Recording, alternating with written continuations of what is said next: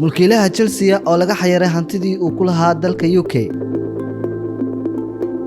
dowladda UK ayaa xayiraad hantiyadeed saartay mulkiilaha Chelsea ee Roman Abramovich waxayna taas caqabad ku noqotay kooxda uu mulkiyadeeda leeyahay ee Chelsea.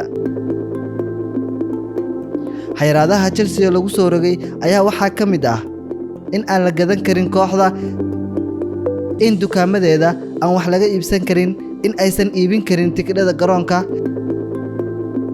sidoo kalena aysan wax ciyaartooy ah soo iibsan karin, kuwa joogana aysan wax heshiis cusub aysan saxiixi karin. waana arin mugdi iyo shaki gelinaya mustaqbalka naadiga Chelsea.